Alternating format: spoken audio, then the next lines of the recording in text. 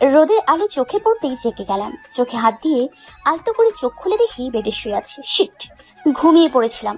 আর এবারেও নিশ্চিত আদ্রিয়ান এই রুমে এনেছে।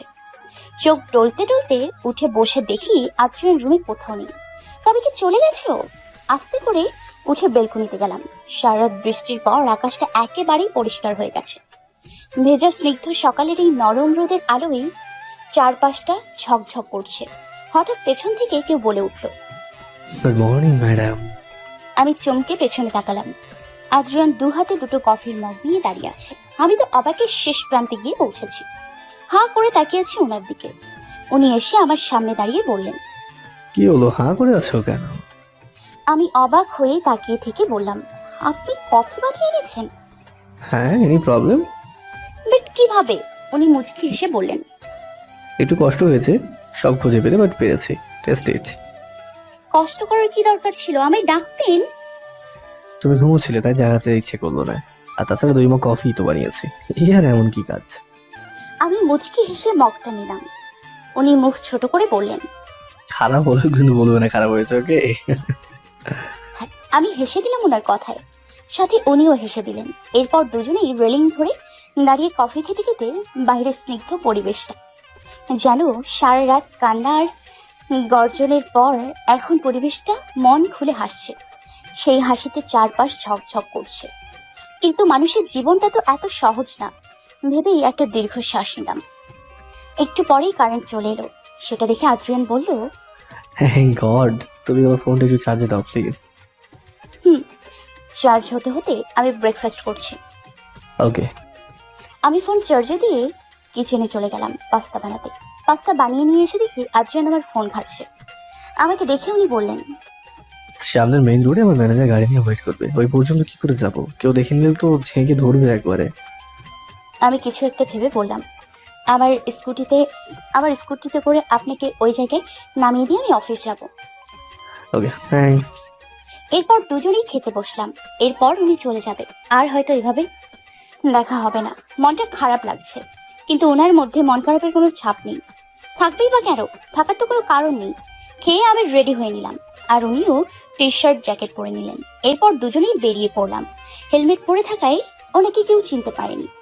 স্কুটি করে ওনাকে ওনার গাড়ির সামনে নামিয়ে দিয়ে নিজেও নামলাম। উনি বললেন, বাই। আমিও মুচকি হেসে বললাম, বাই। উনি চলে যেতে নিয়েও পেছন ফিরে বললেন, ধরো আবার যদি কখনো বিপদে পড়ি আর তোমার হেল্পের দরকার হয়, সো। আমি বুঝতে পারলাম উনি কি চাইছেন। আমি একটু অবাক হলেও আমার কার্ডটা নিয়ে ওনাকে দিলাম। উনি সেটা নিয়ে মুচকি এসে গাড়িতে উঠলেন। গাড়ি স্টার্ট করতেই উনি হাত নাড়লেন, আর আমিও হাত নেড়ে বিদায় দিলাম। যতক্ষণ গাড়িটা দেখা গেছে তাকিয়েই ছিলাম আমি। জানি না আর দেখা হবে কিনা।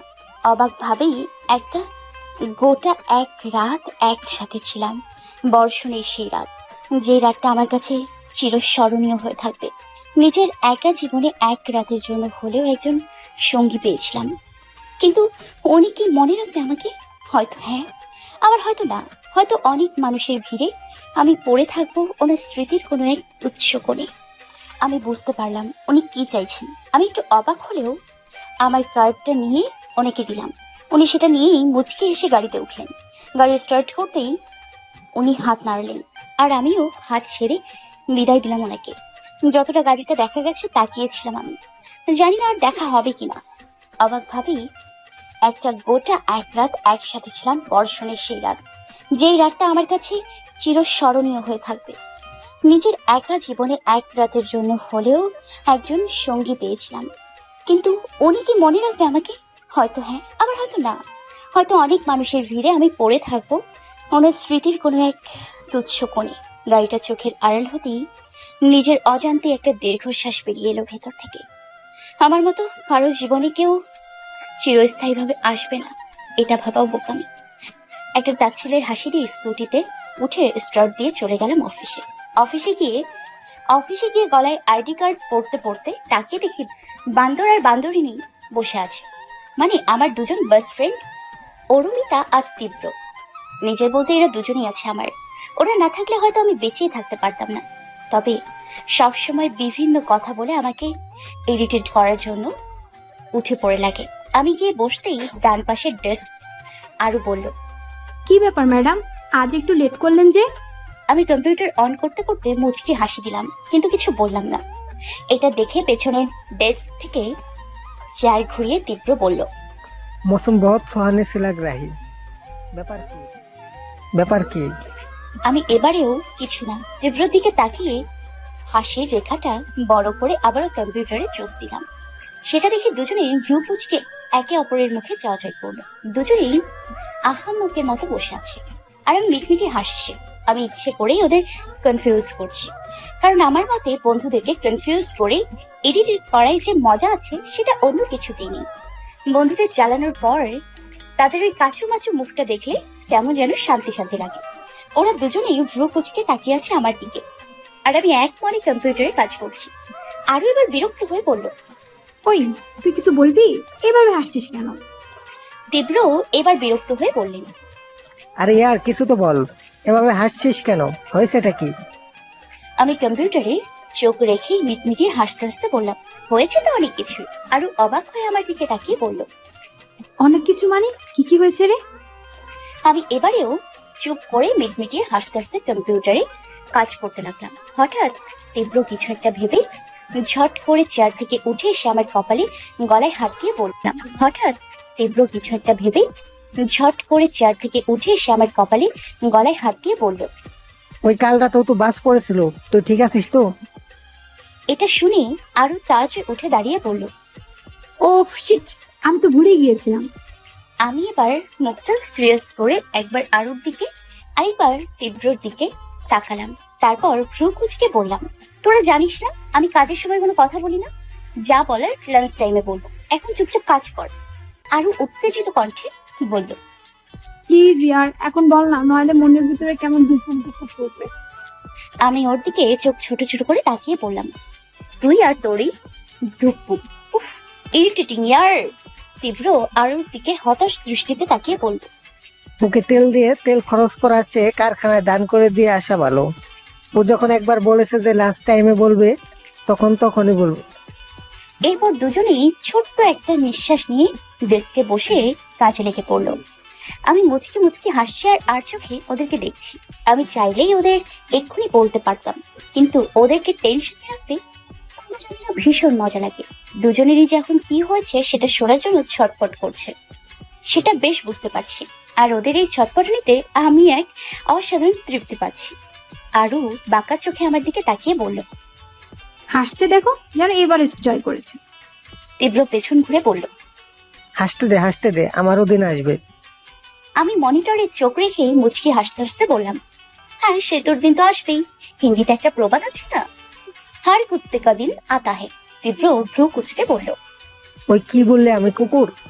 আমি অবাক হওয়ার ভান করে ওর দিকে তাকিয়ে বললাম, আমি কখন বললাম? তুই তো নিজেই বললি তুই কুকুর।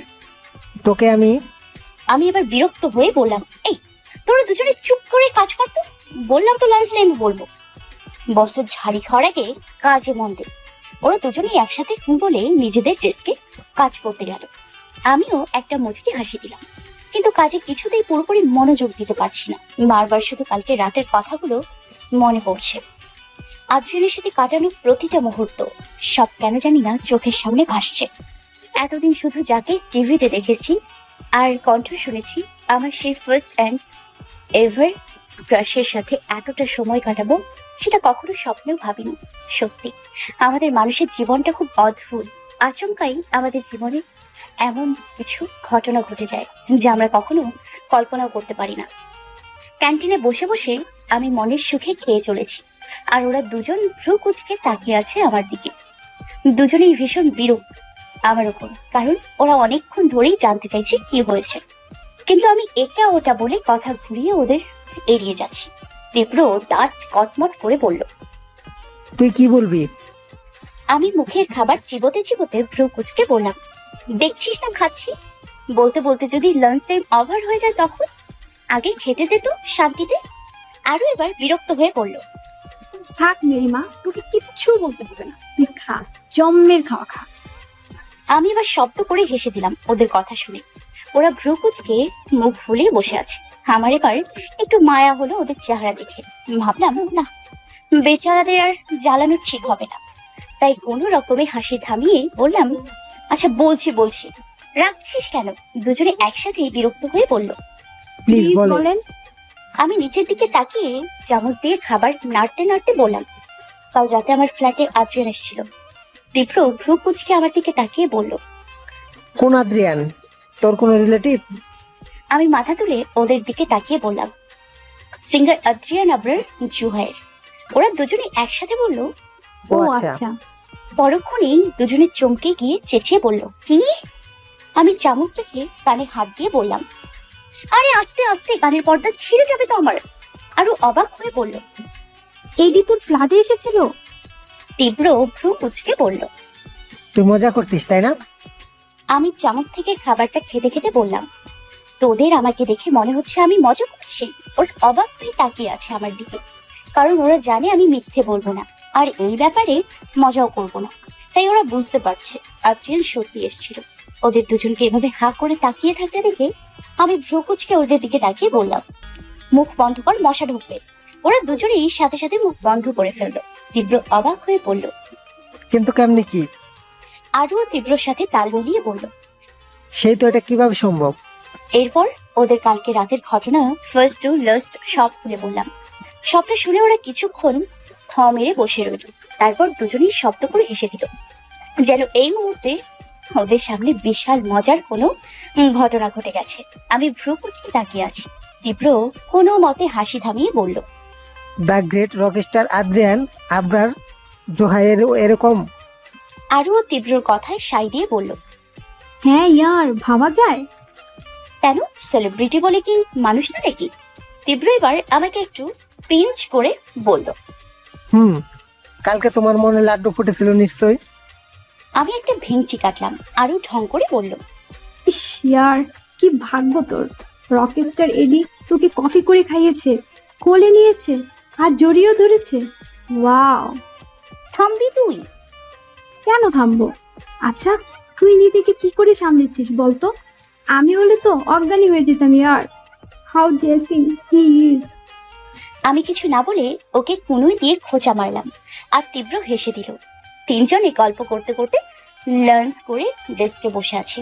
হঠাৎ বসের বিয়ে সনন্দা দি এসে বলল, ওকে আপনি যান, আমি আসছি। তীব্র ভ্রু কুচকে তাকিয়ে বলল। আবার কার কাছে পাঠাবে তোকে? আরও বিরক্ত হয়ে বলল। লোকটা শান্তি দেয় না তোকে একটু।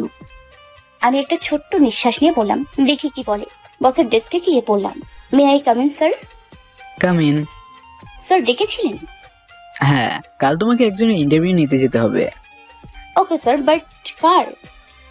মিস্টার রঞ্জিত চৌধুরী একমাত্র ছেলে রেক চৌধুরী এবার ইলেকশনে করছেন, উনি তাই একটা ইন্টারভিউ দেব। নামটা শোনার সাথে সাথেই আমার হাত পা কাঁপতে শুরু করেছে, ঘাম বেরোনো শুরু হয়েছে অলরেডি। সেটা দেখে বস বললেন। Any problem Anima? আমি কাঁপা কাঁপা গলায় বললাম, স্যার আমি ওখানে যেতে পারবো না। বস রেগে গিয়ে বলল। তোমার কি মনে হয় আমি তোমাকে অফার করছি, অর্ডার করছি তোমাকে?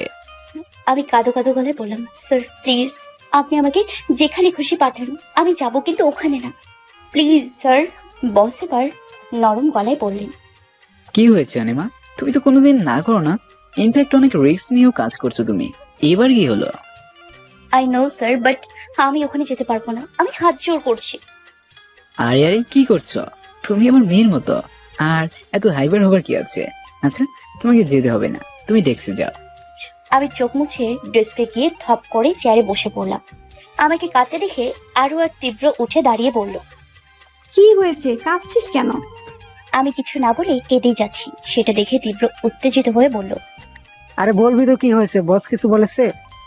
আমি ওদের সবটা বলতেই আরো জড়িয়ে ধরলো আমাকে। তীব্র চেয়ারে বসে বলল। এটা তো সেই ছেলেটা না যে তোকে? আমি আরুকে জড়িয়ে ধরে কাঁদতে কাঁদতে বললাম, এভাবে আর কতদিন পালাবো আমি? মামুর কাছে থেকে পালিয়ে বাঁচতে পারলেও ওর কাছ থেকে পালাতে পারবো না। আমি জানি ও আমাকে পাগলের মতো খুঁজছে, আর ওর ক্ষমতা দিয়ে ঠিক পেয়ে যাবে আমাকে। আর ও যদি সত্যি আমাকে খুঁজে পায়, ওর আগে পরের আগে শেষ করে ফেলবো নিজেকে। আরু রেগে বলল, এক থাপ্পড় মারবো তোকে স্টুপিড। কি সব বলছিস? আমি পারবো না ওভাবে বাঁচতে, তুই জানিস না ও কতটা। তীব্র এসে আমার সামনে বসে বলল। আচ্ছা হয়েছে, বাদ দে এসব। অফিস শেষে 3 জন মিলে ফুচকা পার্টি করব। এভাবেই ওরা দুজন বিভিন্ন কথা বলে আমাকে শান্ত করলো। ওদের সামনে স্বাভাবিক থাকলেও ভয়টা কাটিয়ে উঠতে পারিনি। রাতে শুয়ে এপাশ ওপাশ করছি, কখনো নিজের সেই ভয়ঙ্কর অতীত মনে পড়ছে, কখনো আদ্রিয়ানকে, ওর পাশে বসে গল্প করা, ওকে জড়িয়ে ধরা, ওর হঠাৎ করে কাছে এসে যাওয়া, সব। কিন্তু ও হয়তো এতক্ষণে ভুলেও গেছে আমাকে। ভুলে যাওয়াটাই স্বাভাবিক। এসব ভাবতে ভাবতেই ঘুমিয়ে পড়লাম। মাঝরাতে হঠাৎ ফোন বাজার আওয়াজে ঘুম ভাঙলো। তাকিয়ে দেখি আননোন নাম্বার। এত রাতে কার মনে পড়লো? চোখ ডলতে ডলতে রিসিভ করে কিছু বলবো তার আগেই অপর পাশের ব্যক্তির গলার আওয়াজ পেয়ে চমকে গেলাম আমি। মনে শুধু একটা কথাই হলো, এটা অসম্ভব। রাতে শুয়ে এপাশ ওপাশ করছি, কখনো নিজের সেই ভয়ঙ্কর অতীত মনে পড়ছে, কখনো আদ্রিয়ানকে, ওর পাশে বসে গল্প করা, ওকে জড়িয়ে ধরা, ওর হঠাৎ করে কাছে এসে যাওয়া, সব। কিন্তু ও হয়তো এতক্ষণে ভুলেও গেছে আমাকে। ভুলে যাওয়াটাই স্বাভাবিক, মনে রাখার বিশেষ কোনো কারণ নেই। এসব ভাবতে ভাবতে ঘুমিয়ে পড়লাম। মাঝরাতে হঠাৎ ফোন বাজার আওয়াজে ঘুম ভাঙলো। তাকিয়ে দেখি আননোন নাম্বার। এত রাতে কার মনে পড়লো? চোখ টলতে টলতে রিসিভ করে কিছু বলবো তার আগেই অপর পাশের ব্যক্তির গলার আওয়াজ পেয়ে চমকে গেলাম আমি। মনে শুধু একটা কথাই হলো, এটাও সম্ভব। কারণ রিসিভ করতেই অপর পাশ থেকে কেউ বলল, হ্যালো ম্যাডাম, ডিস্টার্ব করলাম? আমি তো পুরো হয়ে গেছি, ঘুম উড়ে গেছে। শোয়া থেকে লাফিয়ে উঠলাম, কারণ গলার স্বর শুনেই খুব ভালোভাবেই বুঝে গেছি যে এটা আদ্রিয়ান। নিজেও জানি না কি করে বুঝলাম, কিন্তু কথার ধরন শুনেই বুঝে গেছি। কিন্তু ও আমাকে ফোন করেছে। টেবিল ঘড়ির দিকে তাকিয়ে দেখি 3টা বেজে গেছে। এত রাতে ও আমায় কেন ফোন করলো? আবার কোনো বিপদ পড়েছে নাকি? এসব ভাবতে ভাবতেই আবারও ওর গলার আওয়াজ পেলাম। কি হলো, ঘুমিয়ে পড়লে নাকি? আমি বিস্মিত গলায় বললাম, আপনি এখন? যাক, গলা স্বরটা অন্তত মনে আছে তোমার। আমি তো ভেবেছি আমি ভুলেই গেলে। আমি তো ঝটকার উপর ঝটকা খাচ্ছি। কি বলছেন উনি এসব? ওনার কথা শুনে তো মনে হচ্ছে উনি কোনো বিপদে পড়েছেন। তার মানে এমনিই ফোন করেছে আমাকে। কিন্তু কেন? আমি ইতস্তত গলায় বললাম, না মানে আপনি? ফোন করে একটা খবর তো নিতে পারতেন ম্যাডাম। ওনার কথায় আবারও অবাক হলাম। আমি খোঁজ নিব ফোন করে, তাও ওনার? তবুও নিচু কণ্ঠে বললাম, নাম্বার দিয়ে গেছিলেন নাকি যে ফোন করব? কেন, তুমি চেয়ে নিতে পারতে না? আমি এক হাতের নখ দেখতে দেখতে বললাম, নাম্বার চাইলে তো হ্যাংলা ভাবতেন আমাকে। ও, দ্যাট মিন্স তুমি আমাকে হ্যাংলা ভেবেছিলে। আমি ভ্রু কুচকে বললাম, আমি কেন আপনাকে হ্যাংলা ভাবতে যাব? কারণ আমিও তো তোমার কার্ডটা চেয়ে নিয়েছিলাম। কি বলবো বুঝতে পারছি না, তাই চুপ করে আছি। আদ্রিয়ান নিজেই বললেন, ডিস্টার্ব করলাম? না তা না, কিন্তু আসলে কাজ সেরে একটু আগে বাড়ি ফিরলাম, ফ্রেশ হয়ে বিছানা গায়ে দিয়ে দিতেই তোমার কথা মনে পড়লো। এটা মনে পড়লো যে তোমাকে ধন্যবাদ দেওয়া হয়নি, তাই কার্ডটা বের করে ফোন করলাম আর কি। আমি মনে মনে একটু হাসলাম। ও শুধু ধন্যবাদ দিতেই ফোন করেছে আমাকে। আমিও বোকার মতো কি সব ভাবছিলাম। যদিও অনেক রাত হয়ে গেছে, ঘুমিয়ে পড়েছিলে নিশ্চয়, ডিস্টার্ব হওনি তো? না তা হয়নি, কিন্তু আপনি কি শুধু আমাকে ধন্যবাদ দিতেই ফোন করেছেন? ও কিছুক্ষণ চুপ করে থেকে বলল, রাত হয়েছে অনেক, ঘুমিয়ে পড়ো, গুড নাইট। বলেই ফোনটা কেটে দিল। আমি একটু অবাক হলাম।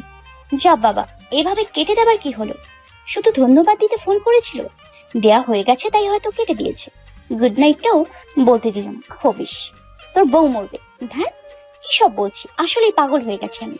ও যে আমাকে ধন্যবাদ দিতে ফোন করেছে এটাই অনেক। কিন্তু আরেকটু কথা বললে কি হতো? আবার কি কোনোদিন কল করবে ও আমাকে? যা খুশি করুক, আমার কি? এসব চিন্তা করেই গাল ফুলিয়ে শুয়ে পড়লাম। পরের দিন অফিসের ডেস্কে গিয়ে বসতেই তীব্র বলল, কি ব্যাপার মিস হিরোইন, কাল আবার কোন স্টার এসেছিল নাকি? আমি ভ্রু কুঁচকে ওর দিকে তাকিয়ে বললাম, মানে?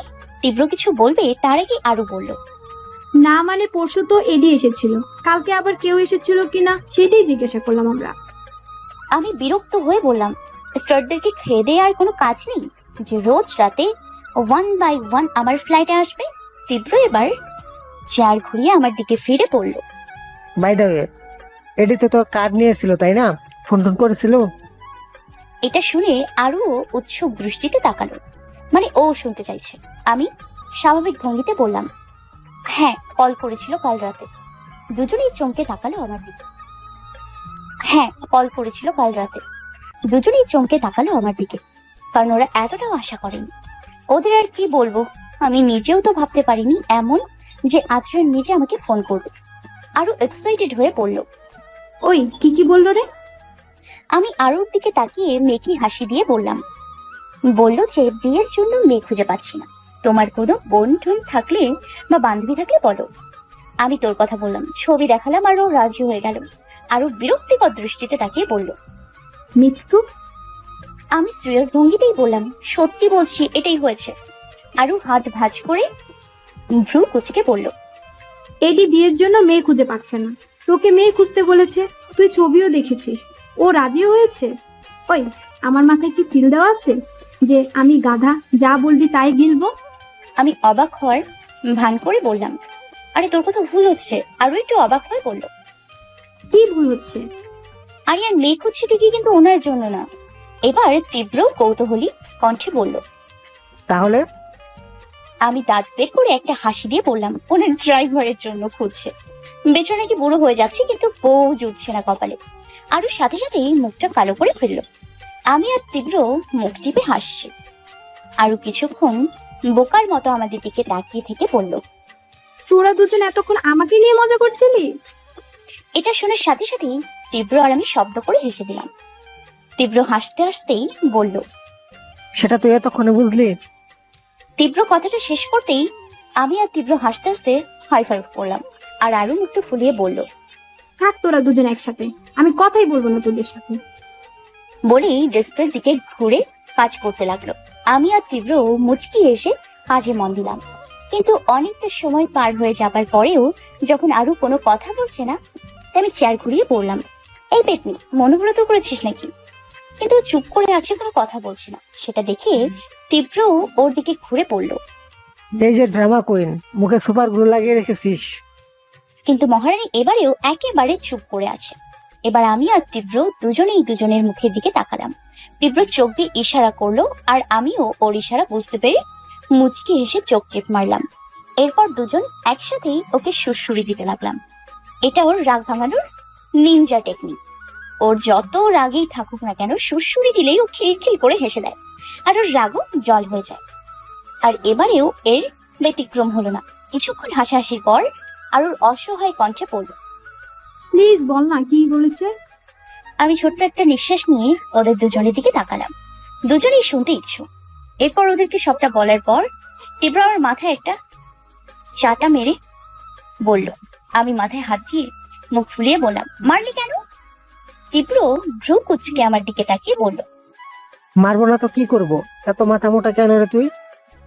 আরো বিরক্তিকর কণ্ঠে বলল। সে ইয়ার, তোর কি মনে হয় শুধুমাত্র ধন্যবাদ দিতে কেউ রাত 3টা বাজে ফোন করে? করতেই পারে, কাজ ছিল তাই সারাদিন সময় পাইনি, তাই রাতে করেছে। ওর মতো একজন তো আমার সাথে প্রেমালাপ করতে ফোন দেবে না। ওরা দুজনেই আমার দিকে এক হতাশ দৃষ্টি নিক্ষেপ করে ছোট নিঃশ্বাস ফেলে কাজে মন দিল। আমি কিছু বুঝলাম না, তাই কিছুক্ষণ ওদের দিকে বোকার মতো তাকিয়ে থেকে নিজের কাজে মন দিলাম।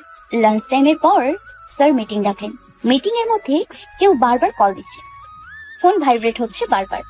বেশ বিরক্ত লাগছে আমার। মিটিং শেষ হতেই আরো আর তীব্রকে বললাম, তোর ডেস্কে যা, কেউ কল করছে বারবার, আমি কথা বলে আসছি। ওরা মাথা নেড়ে চলে গেল। আমি অফিসের বিরাট ব্যালকনিতে গিয়ে ফোনের স্ক্রিনে চোখ দিতেই ভ্রু জোড়া কুচকে গেল, কারণ নাম্বারটা আননোন। একটা আননোন নাম্বার থেকে এতবার কল এলো। আমি নাম্বারটাই ডায়াল করলাম। রিং হওয়ার প্রায় সাথে সাথেই ফোন রিসিভ করলো। আমি জিজ্ঞাসা কণ্ঠে বললাম, হ্যালো। কি ম্যাডাম, ব্যস্ত ছিলেন মনে হয়? আমি চমকে কান থেকে ফোন সরিয়ে নাম্বারটা দেখলাম। তখন ঘুমের মধ্যে রিসিভ করেছিলাম, তাই নাম্বারটা খেয়াল ছিল না। কিন্তু ধন্যবাদ দেওয়া তো হয়ে গেছে, তাহলে আবার কল কেন করলো?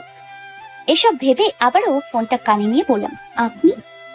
নাম্বারটাও সেভ করনি? How rude. না মানে, আচ্ছা ছাড়ো, কতক্ষণ যাবত কল করছি, ফোন ধরছিলে না কেন? আসলে মিটিং চলছিল। কিসের মিটিং? নতুন করে আবার কাকে ফাঁস দেবে সেই ব্যাপারে? আপনিও না? ওপাশ থেকে ওনার হাসির শব্দ পেলাম। সেই হাসির শব্দ শুনে আমিও হেসে দিলাম। উনি হাসি থামিয়ে বললেন, আচ্ছা, যে কারণে কল করলাম, কালকে তো ফ্রাইডে, ফ্রি আছো নাকি? কোনো কাজ আছে? আমি একটু অবাক হলাম, হঠাৎ এই প্রশ্ন কেন? তাই অবাক কণ্ঠেই বললাম, কেন বলুন তো? ফ্রি আছো? হ্যাঁ ফ্রি আছি, বাট হোয়াই? দেন কালকে মিট করি। এটা শোনার সাথে সাথেই আমি যেন ফ্রিজ হয়ে গেলাম। উনি দেখা করতে চাইছেন আমার সাথে, কিন্তু কেন? আমার সাথে ওনার কি দরকার? আমি নিচু কণ্ঠে বললাম, কিন্তু কেন? দেখা করতে যে বিশেষ কোনো কারণ থাকতেই হবে, এটা তো কোনো কোথাও লেখা নেই, তাই না? ওনার কথায় আমি অবাকের ওপর অবাক হচ্ছি, উত্তেজনায় ঘাম বেরোচ্ছে আমার। নাকের নিচের ঘামটা মুছে বললাম, না কিন্তু। তোমাকে ফোর্স করছি না, আমি স্টার প্লেস কফি শপে তোমার জন্য অপেক্ষা করবো কাল সকাল 10টায়। তুমি চাইলে তোমার ফ্রেন্ডদেরকেও নিয়ে আসতে পারো, আমার সমস্যা নেই তাতে। আসবে কি না, ইটস আপ টু ইউ।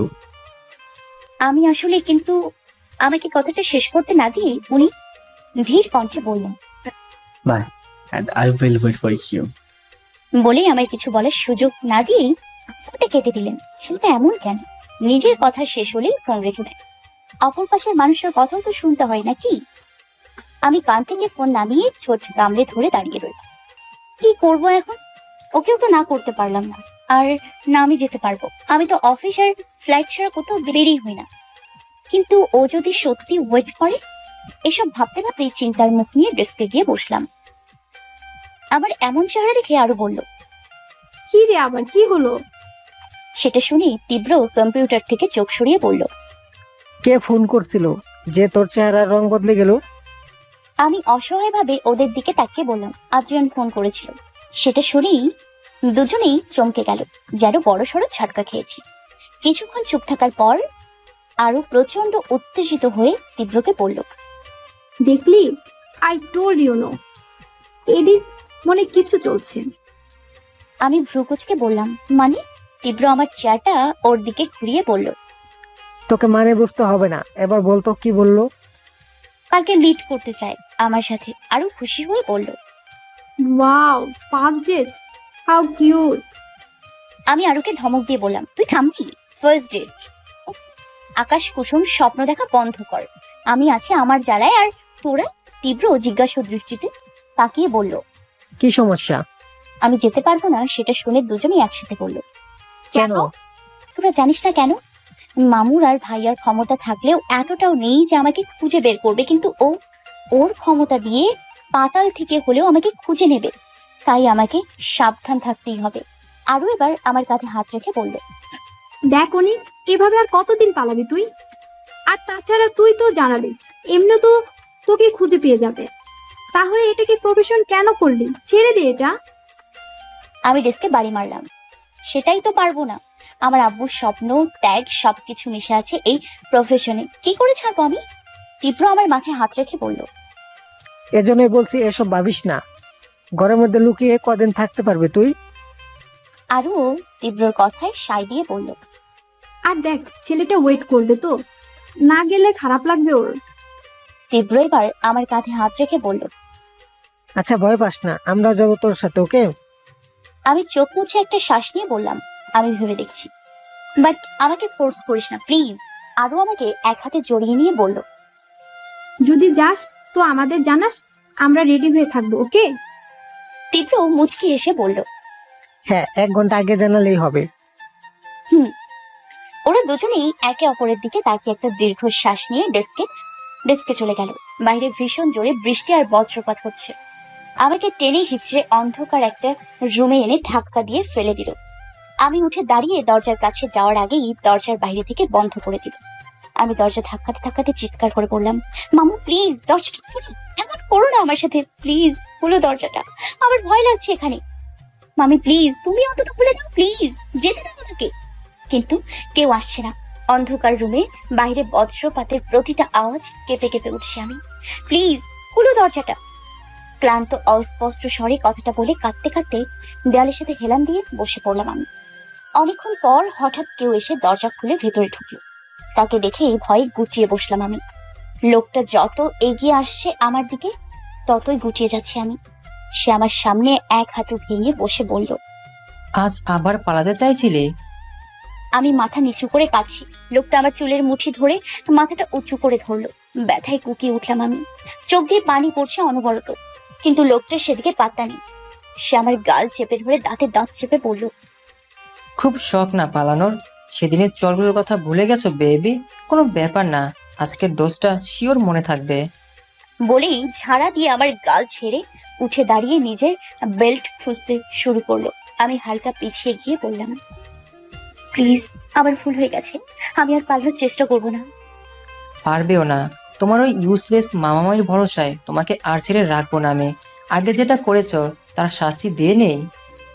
না প্লিজ, আজকে মারবেন না। লোকটা বেল্ট হাতের মুঠোয় নিয়ে বলল। সেটা তোমার এসব করার আগে ভাবা উচিত ছিল। আজকের পর থেকে পালানোর আগে 10 বার ভাববে। বলেই লোকটা নির্মম ভাবে বেল্ট দিয়ে মারতে শুরু করলো আমাকে। আমার চিৎকার বন্ধ রুমের দেয়ালে বারবার প্রতিধ্বনি হচ্ছে, কিন্তু সেই চিৎকারে মন একটুও গলছে না লোকটার। সে নিষ্ঠুরভাবে আঘাত করে চলেছে আমাকে। চিৎকার করে লাফ দিয়ে উঠে বসলাম আমি। সারা শরীর ঘামে ভিজে গেছে। জোরে জোরে শ্বাস নিচ্ছি। টি টেবিলে রাখা গ্লাস থেকে ঢকঢক করে পানি খেয়ে নিলাম। আজকে সন্ধ্যায় স্লিপিং পিল খেতে ভুলে গেছি, তাই এই অবস্থা। কারণ এটা নতুন না, প্রায় আমাকে তাড়া করে এই ভয়ঙ্কর দুঃস্বপ্ন, যেটা আমার অতীত, নিষ্ঠুর অতীত, যেটা থেকে আমি পালিয়ে বাঁচতে চাইছি, কিন্তু সেই অতীত আমার পিছু ছাড়ছে না। ঘড়ি বলছে 4:20 বাজে। একটা নিঃশ্বাস নিয়ে উঠে শাওয়ার নিতে চলে গেলাম, কারণ এখন হাজার চাইলেও আর ঘুমোতে পারবো না।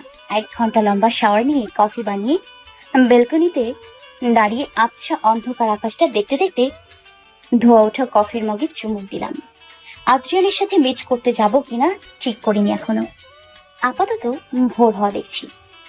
সূর্য কি সুন্দরভাবে পৃথিবীর বুক থেকে রাতের আধার দূর করে নতুন আলো নিয়ে আসে। আমার জীবনেও কি এমন কোনো সূর্য আসবে, নতুন আলো নিয়ে, নাকি এই অন্ধকারেই চিরস্থায়ীভাবে থেকে যাবে আমার জীবন? 1 ঘন্টা লম্বা শাওয়ার নিয়ে কফি বানিয়ে বেলকনিতে দাঁড়িয়ে আবছা অন্ধকার আকাশটা দেখতে দেখতে ধোয়া ওঠা কফির মগে চুমুক দিলাম। আদ্রিয়ানের সাথে মিট করতে যাব কিনা ঠিক করিনি এখনো। আপাতত ভোর হওয়া দেখছি। সূর্য কি সুন্দরভাবে পৃথিবীর বুক থেকে রাতের আধার দূর করে নতুন আলো নিয়ে আসে। আমার জীবনেও কি এমন কোনো সূর্য আসবে নতুন আলো নিয়ে, নাকি এই অন্ধকারেই চিরস্থায়ীভাবে থেকে যাবে আমার জীবন? মনে মনে নিজেই নিজেকে প্রশ্ন করে মুচকি হেসে কফির মগে চুমুক দিলাম। জন্মের পর থেকে একটু একটু করে যার জীবন থেকে সব আলো ফুরিয়ে গেছে, তার জীবনে নতুন করে কেউ আলো নিয়ে আসবে, সেটা ভাবাও বোকামি। একটু একটু করে সূর্য উঠে গোটা আকাশটাকে আলোকিত করছে। সব অন্ধকার কেটে যাচ্ছে ধীরে ধীরে। আমি আকাশের দিকে তাকিয়ে একটা দীর্ঘ শ্বাস নিয়ে বললাম, বাবা মা তো কখনো স্বার্থপর হয় না, তাই না? তাহলে তোমরা কেন হলে? কেন স্বার্থপরের মতো আমাকে ফেলে চলে গেলে এভাবে? এই স্বার্থপর পৃথিবীতে আমাকে একা ছেড়ে চলে যাবার আগে একবারও ভাবলে না যে আমার কি হবে? মাঝে মাঝে ইচ্ছে করে চলে যাই তোমাদের কাছে, কিন্তু তোমার অপূর্ণ স্বপ্নগুলো পূরণ করার যে দায়িত্ব নিজের কাঁধে নিয়েছি, সেই দায়িত্ব কি করে এড়িয়ে যাই বলো তো? এই মুহূর্তে চোখ দিয়ে জল বেরোচ্ছে না, বেরোচ্ছে শুধু দীর্ঘশ্বাস। চোখের জলও হয়তো ক্লান্ত হয়ে গেছে। কফিটা শেষ করে খাটে হেলান দিয়ে শুয়ে রইলাম। কি করব সেটাই ভাবছি। আদ্রিয়ান কি সত্যি ওয়েট করবে আমার জন্য? যদি সেটা হয়, আমি না গেলে সত্যি খারাপ হবে। কিন্তু যদি ওই লোকটা কোনোভাবে আমাকে খুঁজে পেয়ে যায়? কিচ্ছু ভাবতে পারছি না। কেন দেখা করতে চাই ও আমার সাথে? আমি বা কি করব, যাবো নাকি না? নিজের চোখ দুটো বন্ধ হয়ে জোরে জোরে কয়েকটা শ্বাস নিলাম। আপু আপু বলেই পেছন থেকে চেয়ারে বসে পেপার পড়তে থাকা আব্বুর গলা জড়িয়ে ধরলাম। কি ব্যাপার মামুনি আজকে এত সোহাগ? নিশ্চয় কিছু চাই। আমি মুখটা ফুলিয়ে আব্বুর গলা ছেড়ে সোফায় বসে রইলাম। তুমি আমাকে এভাবে বলতে পারলে? আমি শুধু কিছু দরকার হলেই তোমাকে আদর করি? যাও, কথাই বলবো না তোমার সাথে। আব্বু পেপারটা রেখে আমার পাশে বসে বলল। আরে আমি তো মজা করছিলাম মা। আমি হাত ভাঁজ করে উল্টো ঘুরে বসলাম। আব্বু মুচকি হেসে বলল, যা, মেয়েটা তো রাগ করেছে আমার উপর, কিন্তু একজনের টিউশন থেকে ফিরে আসার অপেক্ষা যে আমি এখনো না খেয়ে আছি সেটা কি কেউ জানে? আমি এবার ভ্রু কুচকে আব্বুর দিকে তাকিয়ে অনেকটা রেগে বললাম, তুমি এখনো না খেয়ে আছো? আব্বু তুমি জানো তোমার সুগার ফল করে, তারপরেও? আমার মামুনিকে না খাইয়ে আমি কি করে খাই? হয়েছে, আর বলতে হবে না। আমি উঠে গিয়ে 1 প্লেটে আব্বু আর আমার খাবার আব্বুর হাতে এনে দিলাম। আব্বু ভ্রু কুচকে বলল। 1 প্লেট কেন? ভ্রু কুচকে বলল। 1 প্লেট কেন? আমি আব্বুর সামনে ফ্লোরে হাঁটু ভেঙে বসলাম। তুমি খাইয়ে দেবে আমাকে। আব্বু হেসে দিয়ে রুটি ছিঁড়ে আমার মুখে দিয়ে বলল, তা এবার বলো তো কি চাই তোমার? আমার এসএসসিতে প্লাস আসলে তোমার কিন্তু ট্রিট দেবার কথা ছিল। মনে আছে, পেয়েছো যখন দেবো তো। গতকাল তো ফ্রাইডে, কালকে আমরা বাইরে গিয়ে লাঞ্চ করব। আব্বু মুখটা ছোট করে বলল। সরি মামুনি, কালকে তো একজনের সাথে আমায় মিট করতে হবে, ওই সময় ব্যস্ত থাকবো আমি। আমি মুখ ফুলিয়ে রুটি চিবোতে চিবোতে বললাম, ক্যান্সেল করে দাও না, যেতে হবে না কোথাও, তুমি আমার সাথেই যাবে। আব্বু আমার মুখে আরেক টুকরো রুটি দিতে দিতে বলল। আচ্ছা, একটা কথা বলো, কেউ যদি তোমার জন্য ওয়েট করে আর তুমি যদি না যাও, সেটা কি ভালো দেখায়? Is it good manners? আমি না বোধক মাথা নাড়লাম। আব্বু হেসে দিয়ে বলল, সেজন্যই আমার তো যাওয়া উচিত, তাই তো? বলে মন খারাপ করে খাবার চিবোতে থাকলাম। আব্বু কিছুক্ষণ চুপ করে থেকে বলল, লাঞ্চ না হোক, ডিনার তো করতেই পারে। কাল আমরা দুজনে একসাথে ডিনারে যাব, হ্যাপি? এটা শোনার সাথে সাথেই আমার সব মন খারাপ দূর হয়ে গেল। খুশিতে লাফিয়ে উঠে বললাম, সুপার হ্যাপি। হয়েছে, আর নাচতে হবে না, এবার চুপচাপ খাও। আমি ভদ্রমের মতো বসে পড়লাম, আর আব্বু আমাকে খাইয়ে দিচ্ছে আর নিজেও খাচ্ছে। হঠাৎ আব্বু বলল, এই যে আমার হাতে খাওয়া একটা বদঅভ্যাস বানাচ্ছ, যখন আমি থাকবো না কে খাইয়ে দেবে শুনি? এটা শোনার সাথে সাথেই আমার মুখের হাসি উড়ে গেল। আমি কাঁদো কাঁদো মুখ করে আব্বুর কোলে মাথা রেখে বললাম, কেন এসব বলো তুমি? তুমি তো জানো তুমি ছাড়া আমার আর কেউ নেই, তাও তুমি আমাকে ছেড়ে যাবার কথা বলো। আব্বু একটা দীর্ঘশ্বাস নিয়ে বলল, সবকিছু তো আমাদের হাতে থাকে না রে মা, না চাইতো অনেক সময় চলে যেতে হয়। আমি কিছু না বলে চুপচাপ আব্বুর কোলে মাথা দিয়ে শুয়ে রইলাম, আর আব্বু আমার মাথায় হাত বুলিয়ে দিল। হঠাৎ আব্বু বলে, চোখ মেলে তাকালাম। চারপাশে তাকিয়ে বুঝতে পারলাম স্বপ্ন দেখছিলাম। ওসব ভাবতে ভাবতে কখন চোখ লেগে গেছে বুঝতেই পারিনি। ঘড়িতে তাকিয়ে দেখি 8:30 বেজে গেছে অলরেডি। 10টা ওখানে থাকতে বলেছিল আদ্রিয়ান। যাবো আমি? এসব রুমে পাইচারি করতে করতে এসবই ভাবছি। একবার মন বলছে যাই, আর একবার মন বলছে যাওয়াটা ঠিক হবে না। কিছুতেই স্থির কোনো সিদ্ধান্ত নিতে পারছি না। আরো একবার ঘড়িতে তাকিয়ে দেখি 9টা বেজে গেছে। খাটে বসে হাত দিয়ে মুখ চেপে ধরলাম। মাঝে মাঝে এমন কিছু পরিস্থিতি আসে যখন না এদিকে যাওয়া যায় না ওদিকে। কি করব তা নিজেরাই বুঝতে পারি না। সিদ্ধান্ত নিতে নিতেই সময় পার হয়ে যায়। অনেকক্ষণ ভেবে সিদ্ধান্ত নিয়েই নিলাম। ফোনটা হাতে নিয়ে আরুকে কল করলাম। কলটা বাজার একটু পরেই আরু রিসিভ করে বলল, শয়তানি, বান্দরনি, পেতনি, শাকচুন্নি, রাক্ষসী। আমি বিরক্ত হয়ে বললাম, আরে আরে একটু শ্বাস নিয়ে নে বোন, আমি পালিয়ে যাচ্ছি না। তোর এতক্ষণে ফোন করার সময় হলো? আমি আর তীব্র কি পরিমাণে টেনশনে আছি জানিস? তীব্র আমাকে এই নিয়ে 100 বার ফোন করে জিজ্ঞাসা করেছে তুই কিছু জানিছিস কিনা। আমি ভ্রু কুচকে বললাম, তোদের এত ইন্টারেস্ট কেন সেটাই তো বুঝতে পারছি না ভাই। তুই এসব বুঝবি না। এবার বলতো কি ঠিক করলি? অলরেডি 9:20 বাজে। আবার রেডি হয়ে বের হ। আমি ফ্ল্যাটের নিচে রোডে ওয়েট করছি। তীব্রকে ওর গাড়ি নিয়ে আসতে বলিস। ওকে ওকে, তুই রাজি হয়েছিস এটাই অনেক। আমি আর তীব্র এক্ষুনি আসছি। থ্যাঙ্কস ইয়ার। ওর উত্তেজনা দেখে এসে দিলাম। আমি হাসতে হাসতে বললাম, আচ্ছা রাখ। আর হ্যাঁ শোন, আবার কি? আজকে অন্তত একটু সাজিস। হ্যাঁ তুই ফোন রাখবি? আচ্ছা ঠিক আছে ঠিক আছে। ফোন কেটে আনমনে হেসে দিলাম। আমি সত্যি পাগলি। জীবনে সব না পাওয়ার আর হারানোর মধ্যে এই দুজনকে পেয়েছি। ওদের ভালোবাসা, কেয়ারিং সবকিছু আমাকে মুগ্ধ করে। সত্যি এমন বন্ধু সবার ভাগ্যে জোটে না। এই দিক দিয়ে বলতে গেলে আমি খুব লাকি, আর এই জন্য প্রতিদিন আল্লাহর কাছে শুকরিয়া আদায় করি। একটা সাদা কুর্তি আর কালো জিন্স পরে নিলাম, চুলগুলো ছেড়ে দিলাম সাইড সিটি করে। ব্যাগ নিয়ে বেরোনোর আগে আয়নায় আরেকবার নিজেকে দেখলাম, সাজবো একটু। হঠাৎ করেই মুখে গরম পানি ছুঁড়ে মারা দৃশ্যটা চোখের সামনে ভেসে উঠতে কেঁপে উঠলাম আমি। চোখের কোণের পানিটা মুছে নিলাম। সবকিছু সবার জন্য না ভেবে একটা তাচ্ছিলের হাসি দিয়ে বাইরে গিয়ে কিছুক্ষণ ওয়েট করার পরেই তীব্র গাড়ি নিয়ে চলে এলো। আমি গিয়ে ফ্রন্ট সিটে বসতেই পেছনের সিট থেকে আরো বলল, কি রে তুই? তোকে বললাম সাজতে আর তুই একটুও সাজলি না। কাজল আর লিপস্টিক তো দিতে পারতি। আমি সিট বেল্ট বাঁধতে বাঁধতে, কি দরকার বলতো? আরো বিরক্ত হয়ে পড়ল, সেটা যদি তুই বুঝতি তাহলে হয়েই যেত। সাজগোজের সাথে তোর কোন জন্মের শত্রুতা বলবি? তীব্র গাড়ি স্টার্ট করতে করতে বলল, সাজার কি দরকার? ও এমনিতেই সুন্দর, এত সুন্দর যে যে কেউ পাগল হয়ে যাবে ওর জন্য। এটুকু বলেই থেমে গেল। আরু চোখ গরম করে তাকালো তীব্রর দিকে। তীব্র ইতস্তত করে আমার দিকে তাকিয়ে বলল, সরি, আর ভুলে গেছিলাম। আমি একটা দীর্ঘশ্বাস নিয়ে মুচকি এসে বললাম, কোনো ব্যাপার না, চল। এরপর 11:15 আমরা পৌঁছে গেলাম আদ্রিয়ানের গলা কফি শপে। গাড়ি থেকে নামতেই বুকের ভেতর কেমন করতে লাগলো। শহরের নামকরা কফি শপের মধ্যে একটা এটা। আরু আর তীব্র নেমে এলো। আমাকে দাঁড়িয়ে থাকতে দেখে তীব্র বলল, কিরে, কি হলো? চল ভেতরে, ওরও ভীত কণ্ঠে বলল। 10টা আসার কথা ছিল, 11:15 বাজে। চলে গেছে কিনা কে জানে। আমি একটু বিরক্ত হয়ে বললাম, গেলে যাক, এত প্যাচাল পারিস না তো। তিনজনেই কফি শপের ভিতর ঢুকলাম। এত বড় যে কোন কোনায় আছে সেটাও বুঝতে পারা মুশকিল। তীব্র এদিক ওদিক তাকাতে তাকাতে বলল, একটা ফোন করে ওনাকে কোথায় আছে জিজ্ঞেস কর। আমি ফোনটা বের করে কল লিস্টে ওনার নাম্বারটা খুঁজে বের করে ফোন দিলাম। রিসিভ করার পর আমি কিছু বলবো তার আগে উনি বললেন, গেটের কাছে দাঁড়িয়ে থাকো, আই এম জাস্ট কামিং। বলেই রেখে দিল। আজব, বুঝলো কি করে যে এসছি? আরও আমাকে একটা খোঁচা মেরে বলল, কি রে, কি বল। বলল গেটের কাছে আসতে, উনি আসছেন। তীব্র মুচকি হেসে বলল, মানতে হবে লোকটা এমনিতে খুব ভালো।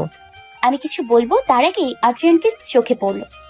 উনি দূর থেকেই হাত নাড়লেন আমাদের দেখে। আমি কিছু না বলে মুচকি হাসলাম। আদ্রিয়ান হাসি মুখে এগিয়ে আসছেন আমার দিকে। আজ একটা ব্ল্যাকের মধ্যে হোয়াইট ডিজাইনের টি শার্ট, ব্ল্যাক জিন্স পরেছে, হোয়াইট কেচ আর সানগ্লাসটা টি শার্টের গলায় ঝুলিয়ে রেখেছেন। সিল্কি চুলগুলো বেশ খানিকটা কপালে পড়ে আছে। আরো মিনমিনিয়ে বলল, ইয়ার সামনাসামনি তো আরো হ্যান্ডসাম লাগে ওকে। আমি মুখে হাসি রেখেই আরুকে একটা খোঁচা মেরে দাঁতের দাঁত চেপে বললাম, মুখটা বন্ধ কর, নইলে থাপ্পড় খাবি। আদ্রিয়ান আমাদের সামনে এসে মুচকি হাসি দিয়ে বললেন, হাই, অ্যাট লাস্ট এলে তুমি।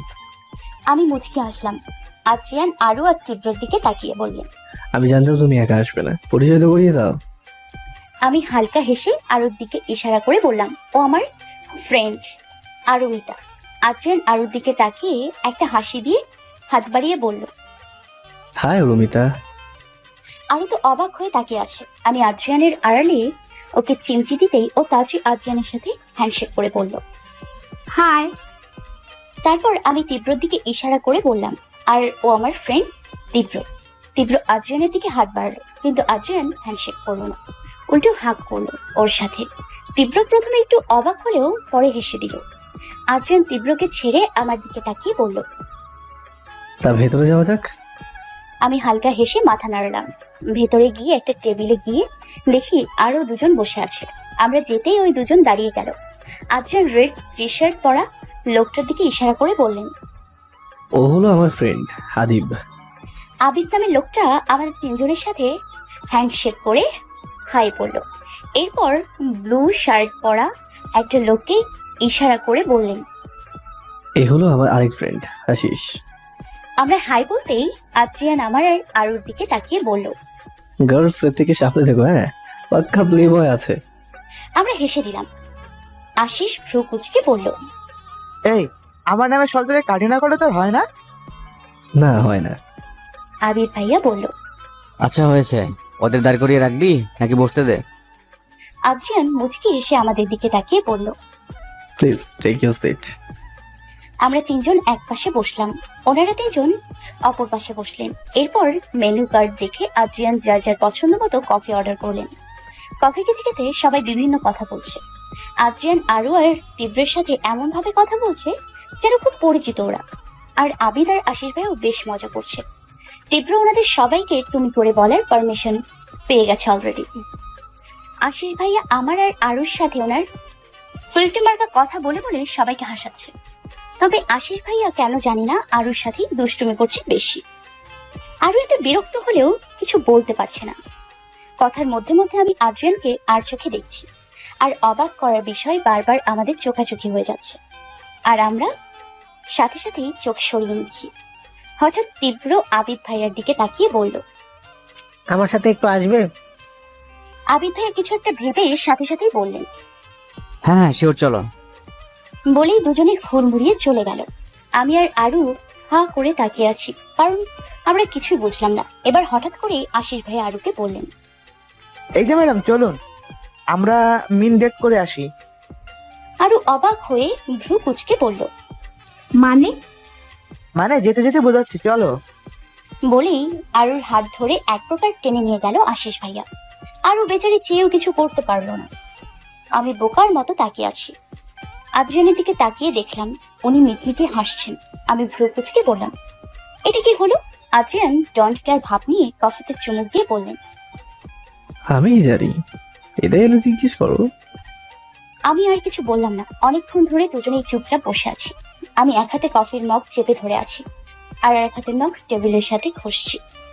আর মাঝে মাঝে ওনার দিকে তাকিয়ে সাথে সাথে চোখ নামিয়ে নিচ্ছি, কারণ উনি এক দৃষ্টিতে আমার দিকে তাকিয়ে এক অদ্ভুত ভঙ্গিতে কফি মগে চুমুক দিচ্ছেন। আমার খুব অস্বস্তি লাগছে।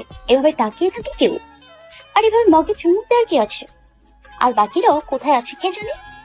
আরে কেউ তো এসে বাঁচাও আমাকে, ভাল লাগে না। হঠাৎ করেই আমার টেবিলের উপর রাখা হাতের উপর উনি হাত রাখলেন। আমার সারা শরীরে যেন বিদ্যুৎ খেলে গেল। হার্টবিট কয়েকটা মিস হওয়ার পরেই তীব্র গতিতে ছুটতে লাগলো।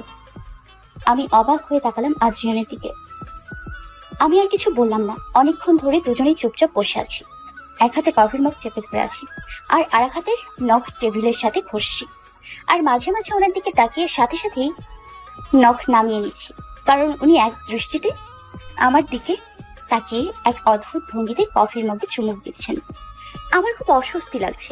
এভাবে তাকিয়ে থাকে কেউ, আর এভাবে মগে চুমুক দেবার মানে কি? আবার বাকিরাও কোথায় আছে কে জানে? আরে কেউ তো এসে বাঁচাও আমাকে, ভাল লাগে না। হঠাৎ করেই আমার টেবিলের উপরে রাখা হাতের উপর উনি হাত রাখেন। আমার সারা শরীরে যেন বিদ্যুৎ খেলে গেল। হার্টবিট কয়েকটা মিস হবার পরেই তীব্র গতিতে ছুটতে লাগলো। আমি অবাক হয়ে তাকালাম আদ্রিয়ানের দিকে। উনি আমার হাতটা আরেকটু ভালোভাবে ধরে বললেন, জানো, তোমার এত দেরি করে দেখে আদিবার আশিস বলছিল তুমি আসবে না, কিন্তু আমার কেন জানি মনে হচ্ছিল তুমি আসবে, তাই তো বসে বসে ওয়েট করছিলাম। উনি হাত ধরে রাখায় কেমন একটা ফিল হচ্ছে। কাঁপুনি শুরু হয়ে গেছে আমার। তার উপর আবার ওনার এসব কথা। আমি হালকা কাঁপা কাঁপা গলায় নিচু কণ্ঠে বললাম, যদি না আসত। উনি স্বাভাবিক ভঙ্গিতে বললেন, দুপুর পর্যন্ত ওয়েট করে তোমাকে কল দিতাম, যদি বলতে আসবে না তো চলে যেতাম। আমি কিছু না। কফির মগের দিকে তাকিয়ে রইলাম। আদ্রিয়ান এখনো আমার হাতের ওপর ওনার হাত রেখে দিয়েছেন। আমার কাঁপুনি ধীরে ধীরে বৃদ্ধি পাচ্ছে। শরীর ঘামছে হালকা। আমি চেয়েও হাতটা সরিয়ে নিতে পারছি না। আমাকে চুপ থাকতে দেখে উনি নিজেই বললেন, বাই দ্য ওয়ে, এত লেট করলে কেন? সাজতে সময় নাও নেই, সেটা তোমার মুখ দেখেই বোঝা যাচ্ছে। না আসলে আসবে কি আসবে না সেই নিয়ে দ্বিধাবোধ করছিলে, am I right? আমি এবারে নিচু কণ্ঠে যাচ্ছা। আমার কাঁপুনি থামছেই না আজকে। আদ্রিয়ান এবার হাতের উপর একটু চাপ দিয়ে ধরে বললেন, আর ইউ ফিলিং নার্ভাস? আমি মাথা তুলে ওনার দিকে একবার তাকিয়ে চোখ নামিয়ে নিলাম। উনি হালকা হেসে বললেন, এইভাবে ঘামছো কেন? দেখো তোমার হাতের ঘামে আমার হাত ভিজে যাচ্ছে কিন্তু। আমি হাতটা সরাতে চেয়েও পারলাম না, কারণ উনি শক্ত করে ধরে রাখলেন। আমি সংকোচ বোধ খানিকটা কাটিয়ে উঠে নিচের দিকে তাকিয়ে অনেকে প্রশ্ন করলাম, কেন ডেকেছেন আমাকে?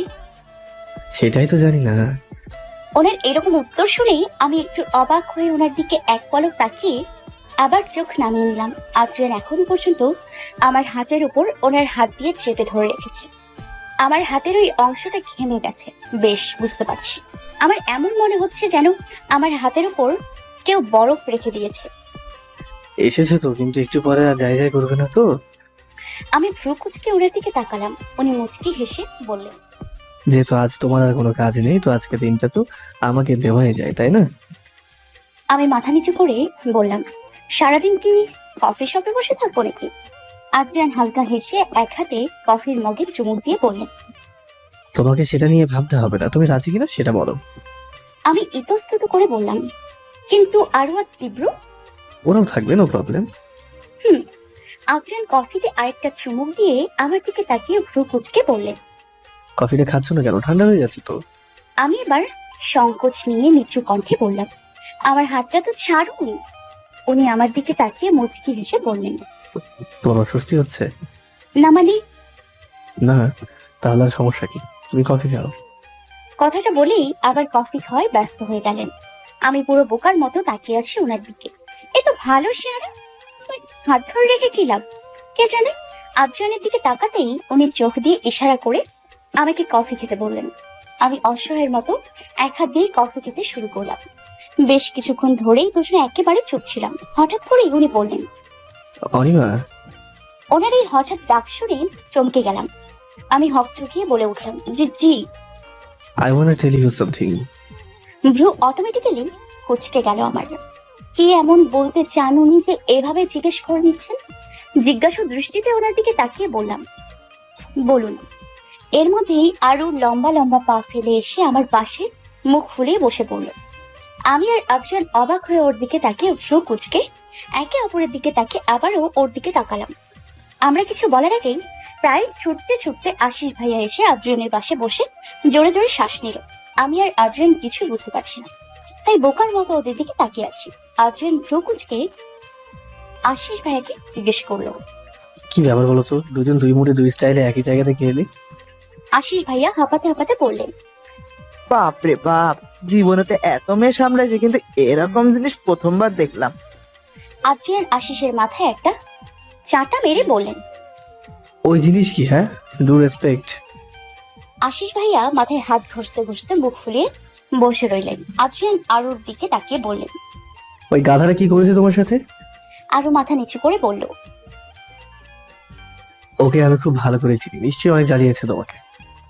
আরু আশিস ভাইয়ার দিকে বিরক্তিকর দৃষ্টি দিয়ে তাকিয়ে মাথা নিচু করে ফেললেন।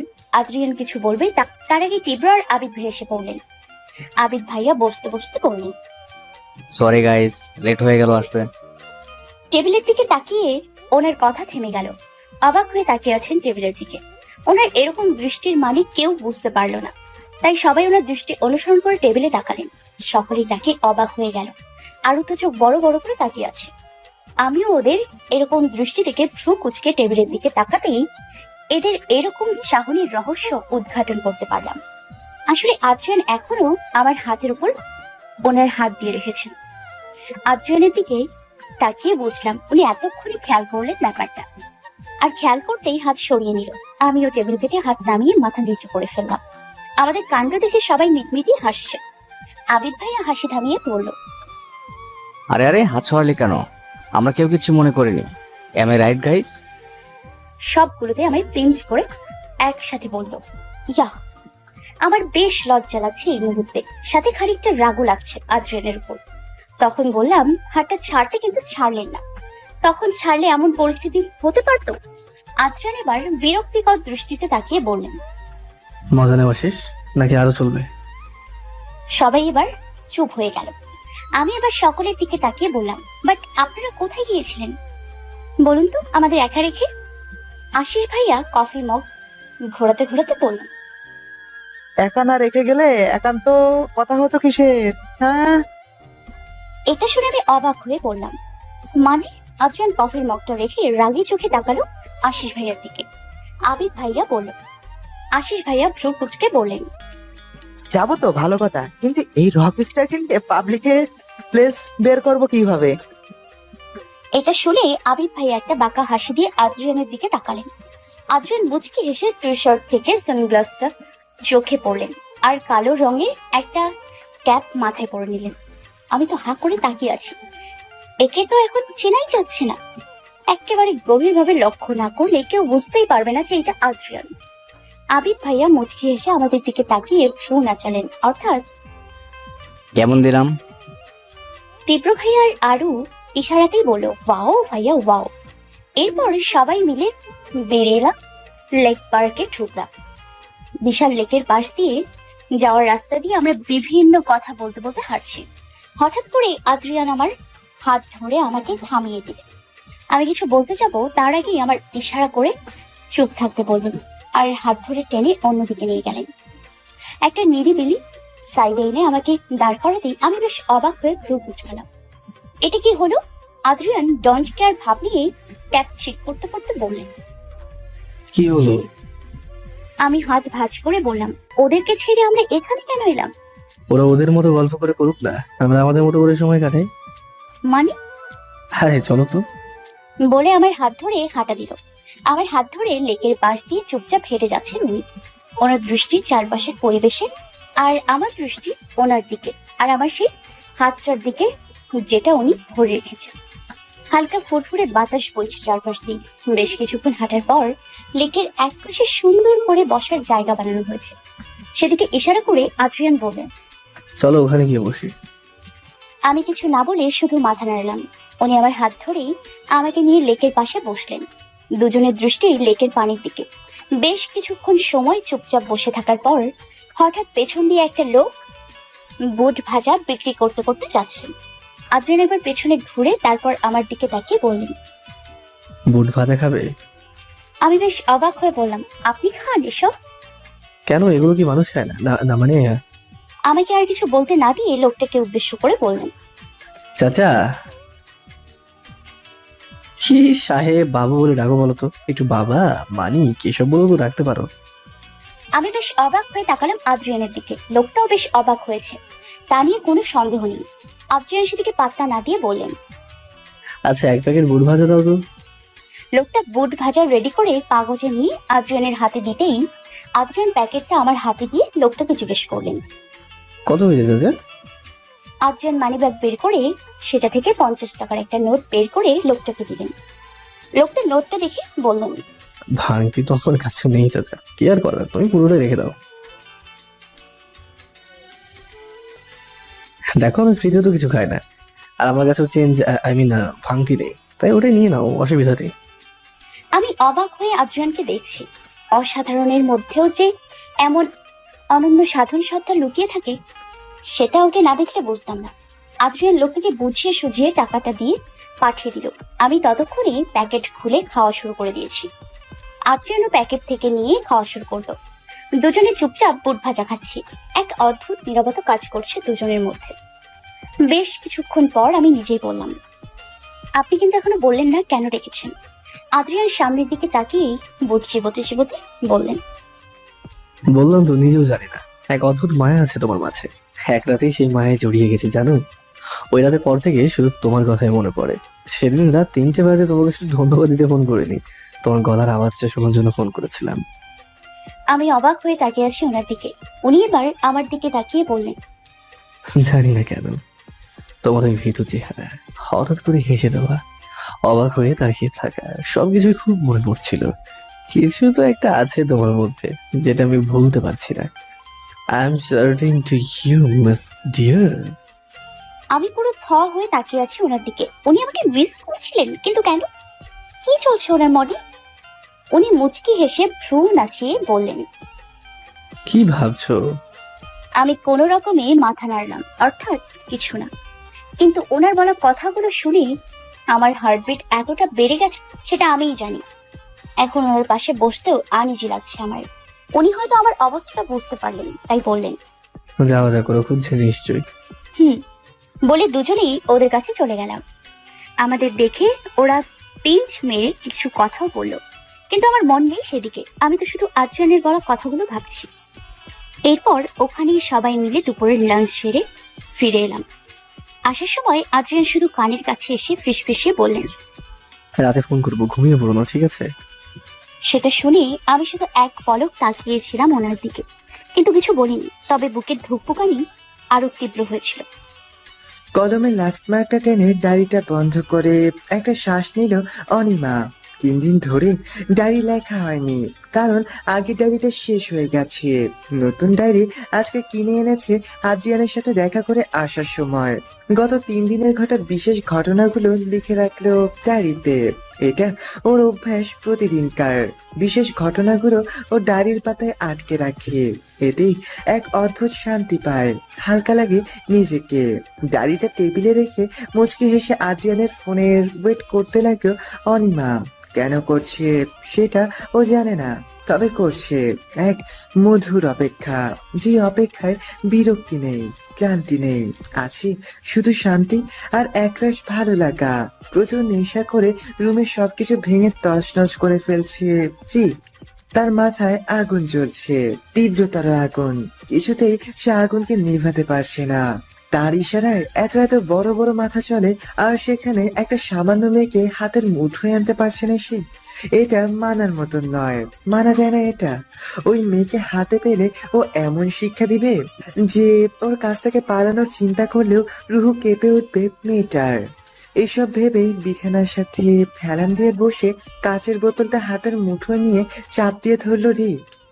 গড় করে পড়তে থাকা রক্তের দিকে তাকিয়ে বলল, যত খুশি তত উড়ে নাও বেবি, কারণ আবারও খাঁচায় বন্দি হবার সময় এসে গেছে তোমার।